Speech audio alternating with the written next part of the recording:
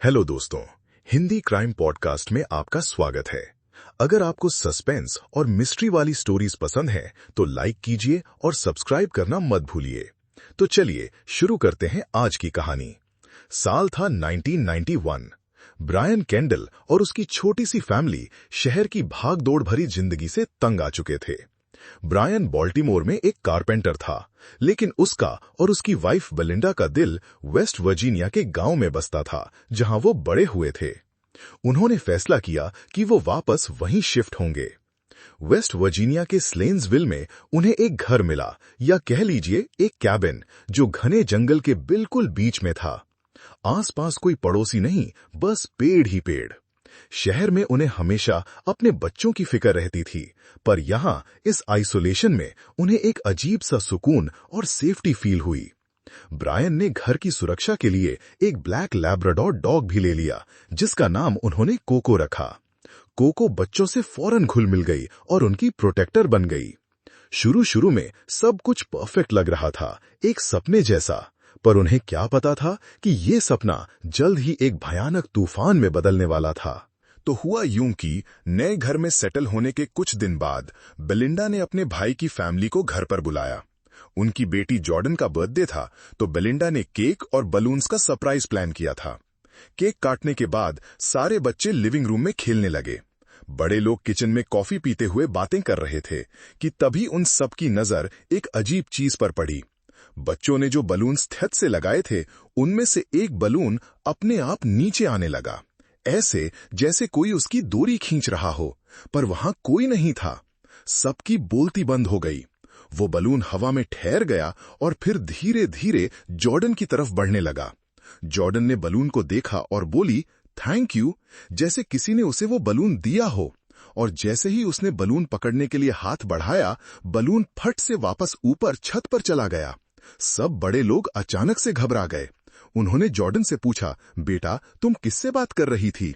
छोटी सी जॉर्डन ने सोचा और फिर एक खाली कोने में उंगली दिखाकर बोली, हिम, उसे। ये सुनकर सबने हंसकर बात टाल दी, पर बेलिंडा और ब्रायन के दिमाग में वो सीन छप चुका था। उस बलून वाली घटना के कुछ दिन बाद ब्रायन ने अपनी 6 साल की बेटी ब्लेयर से पूछा, चलो घर के पीछे वाले जंगल में घूम कर आते हैं।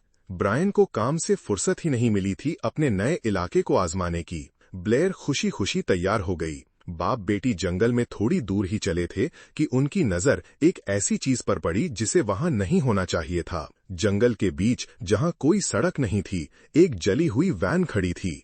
पूरी तरह से जलकर खाक हो चुकी थी, सिर्फ ढांचा बचा था। जब उन्होंने वैन के अंदर झांका तो उनका दिल दहल गया। अंदर जले हुए खिलौने, स्टफ्ड एनिमल्स और एक मैट्रेस की जली हुई स्प्रिंग्स पड़ी हुई थी। ये सीन देखकर ब्रायन के मन में एक अजीब सी घबराहट होने लगी। उसे लगा जैसे यहाँ कुछ बहुत बुरा हुआ है। उसने फौरन ब्लेयर का हाथ पकड़ा और कहा, चलो बेटा यहाँ से चलते हैं, ये अजीब है। घर आकर उसने बेलिंडा को सब बताया। दोनों परेशान थे। आखिर जंगल के बीच में वो जली हुई वैन बच्चों के खिलौनों के साथ कर क्या रही थी? दोस्तों, धीरे धीरे ब्रायन के लिए रोज बॉल्टिमोर आना जाना मुश्किल हो रहा था। इसलिए उन्होंने एक नया सिस्टम बनाया। ब्रायन मंडे सुबह काम पर जाता और फ्राइडे शाम को घर लौटता। इसका मतलब था कि हफ्ते के 5 दिन बेलिंडा और बच्चे उस सुनसान कैबिन में अकेले रहते थे, बिना गाड़ी के। खैर, बेलिंडा को अकेले रहने की आदत थी।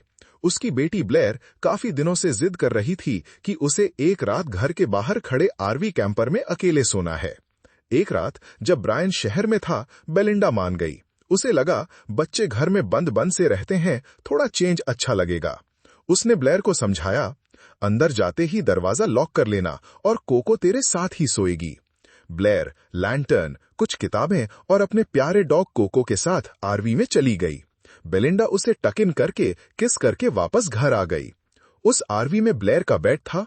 एक तरफ बड़ी सी खिड़की थी जिस पर पर्दा लगा था, और दरवाजे पर एक छोटी खिड़की थी जिस पर पर्दा नहीं था। रात हुई, ब्लेयर ने लैंटर्न बुझाया और कोको के साथ ब्लैंकेट में घुसकर सो गई। उसे क्या पता था कि उसकी जिंदगी की सबसे डरावनी रात बस शुरू ही होने वाली थी। आधी रात को ब्लेयर की नींद अचानक खुल गई। कोको बहुत अजीब बिहेव कर रही थी। वो बेचैन थी और लगातार आरवी के दरवाजे की तरफ देख रही थी, जैसे उसने कुछ देखा हो। ब्लेयर उठकर बैठ गई, कोको को शांत करने की कोशिश करने लगी। उसकी नजर दरवाजे की खिड़की पर पड़ी। बाहर हल्की चांदनी थी तो थोड़ा बहुत दिख रहा था, और तभी उसने एक परछाई को दरवाजे के सामने से गुजरते हुए देखा। वो अजीब सी परछाई थी, समझ नहीं आ रहा था कि कोई इंसान है या जानवर। कोको तो जैसे पागल हो गई, वो गुर्राने लगी। लेकिन कोको अब दरवाजे की तरफ नहीं, बल्कि ब्लेयर के बगल वाली बड़ी खिड़की की तरफ देखकर गुर्रा रही थी। ब्लेयर को लगा शायद उसकी मम्मी होंगी। उसने लैंटर्न जलाया, दरवाजा अनलॉक करके सर बाहर निकाला और आवाज लगाई, मॉम। पर बाहर कोई नहीं था। घर की सारी लाइट्स बंद थीं। उसका दिल जोर से धड़कने लगा। उसने झट से दरवाजा बंद किया और लॉक कर दिया। जब वो वापस अपने बेड पर आई, उसने देखा कि कोको अभी भी उस पर्दे वाली खिड़की को घूर रही थी, अपने दांत दिखाकर जोर जोर से गुर्राते हुए। खौफ ने ब्लेयर को जकड़ लिया था। ब्लेयर ने अपने ऊपर ब्लैंकेट खींच लिया। उसकी सांसें फूल रही थी। वो चाहती थी कि कोको बस चुप हो जाए, पर कोको का गुर्राना बंद नहीं हो रहा था। हिम्मत करके ब्लेयर ने सोचा, क्या पता सच में मॉम ही हो। शायद उन्होंने नॉक किया हो और मैंने सुना ना हो। वो बिस्तर से उतरी, दीवार से सटकर खड़ी हुई और धीरे से खिड़की का पर्दा सरकाने लगी। जैसे ही पर्दा हटा और उसने बाहर झांका, उसकी चीख निकलते निकलते रह गई। खिड़की के ठीक बाहर एक ताली परछाई, एक आदमी जैसी परछाई खड़ी थी और अजीब तरह से नीचे कैंपर के अंदर झांक रही थी। ब्लेयर ने डर के मारे पर्दा छोड़ दिया और सीधा अपने ब्लैंकेट के नीचे घुस गई। कोको उसके ऊपर आ गई, जैसे उसे प्रोटेक्ट कर रही हो। किसी तरह डर के साए में ब्लेयर सो गई। पर सुनिए, उस रात का ड्रामा सिर्फ आरवी तक महदूद नहीं था। ऊपर घर में बिलिंडा ने अपने छोटे बेटे शॉन को सुलाया ही था। 3 साल का शॉन आमतौर पर एक बार में सुबह तक सोता था, लेकिन उस रात वो बार बार अपने कमरे से निकलकर बिलिंडा के पास आ रहा था, कहता, मम्मी डर लग रहा है। बिलिंडा ने जब तीसरी चौथी बार उससे पूछा कि क्या हुआ, तो शॉन ने रोते हुए कहा, मेरी खिड़की में एक मॉन्स्टर है। बिलिंडा ने सोचा, हो सकता है शॉन ने बाहर कोई हिरन या दूसरा जानवर देख लिया हो। आखिर ग्राउंड फ्लोर पर सबके कमरे थे। उसने खिड़की से बाहर झांका, पर वहां घने अंधेरे जंगल के सिवा कुछ नहीं था। उसने शॉन को बहला फुसलाकर, समझा बुझाकर आखिरकार सुलहा ही दिया। अगली सुबह जब ब्लेयर नाश्ते के लिए आई तो वो बिल्कुल चुप थी।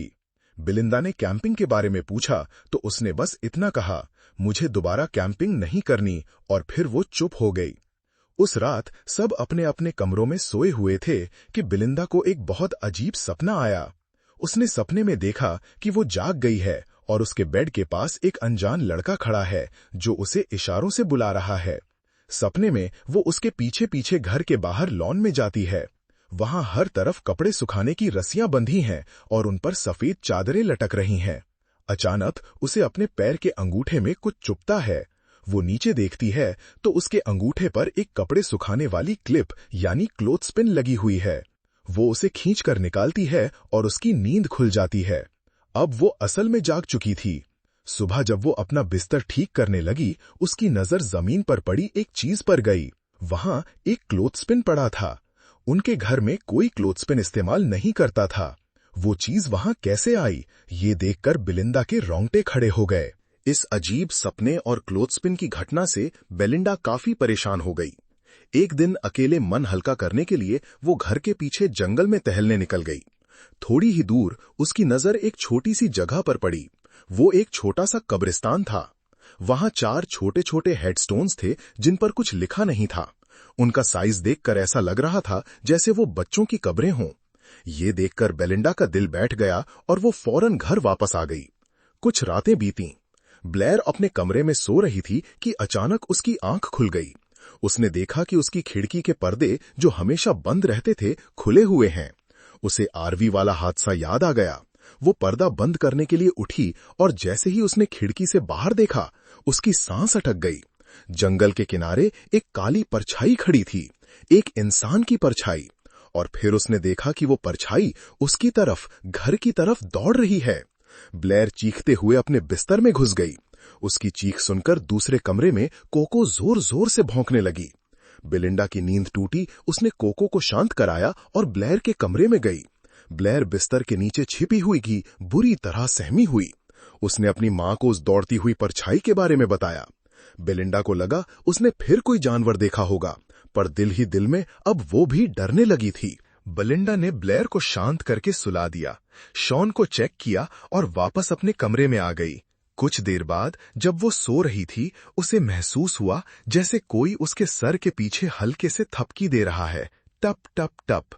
आधी नींद में उसे लगा शॉन या ब्लेयर आ गए होंगे। बिना आंखें खोले उसने कहा, बेटा बाहर कुछ नहीं है, जाओ सो जाओ।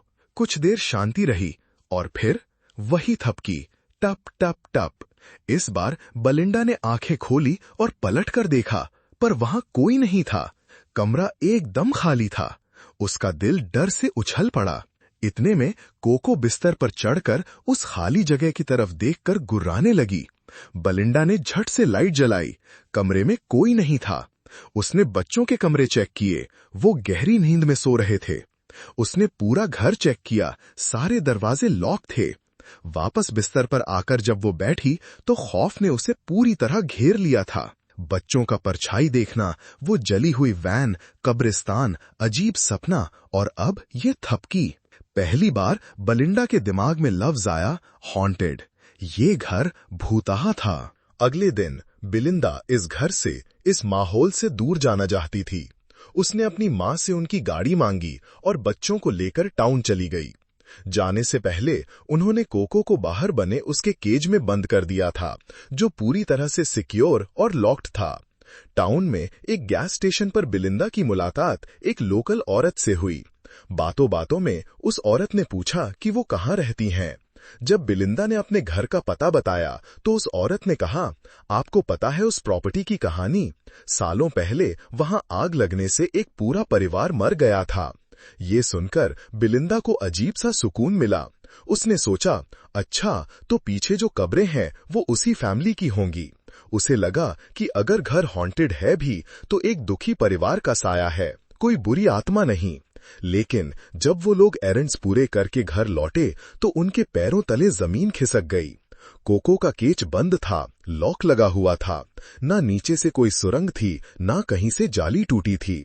गेट खोले बिना कोको का बाहर निकलना नामुमकिन था, पर कोको वहां नहीं थी। वो गायब हो चुकी थी। उनका प्रोटेक्टर, उनकी हिम्मत, उनका प्यारा कोको जैसे हवा में गायब हो गया था और उन्होंने कोको को फिर कभी नहीं देखा। कोको का जाना फैमिली के लिए एक बहुत बड़ा सदमा था। अब वो उस घर में और भी ज्यादा अकेले और अनसेफ फील कर रहे थे। कुछ दिन बाद ब्रायन काम से घर लौटा।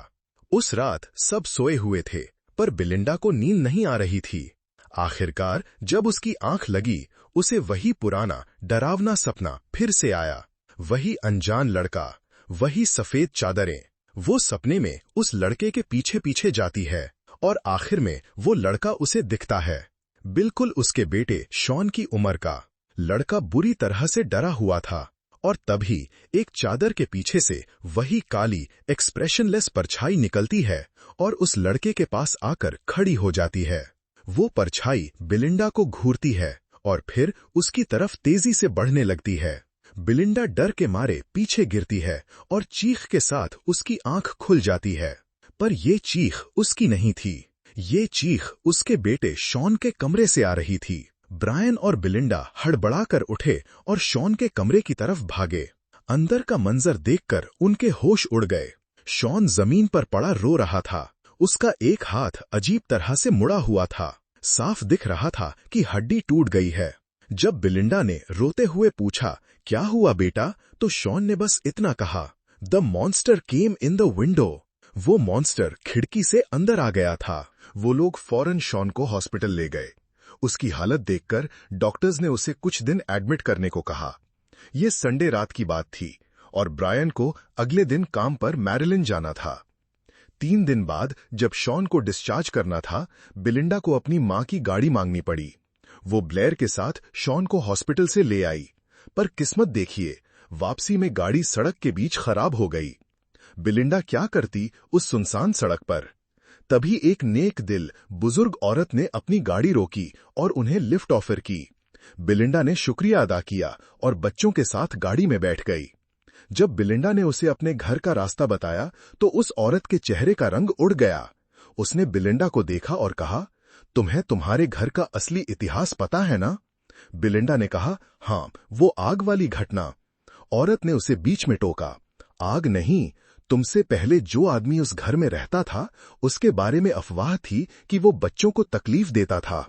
कोई सबूत तो नहीं था, पर यहां के कुछ लोगों ने कानून अपने हाथ में ले लिया। वो उसे शिकार के बहाने जंगल में ले गए और वहीं उसकी बॉडी गायब कर दी।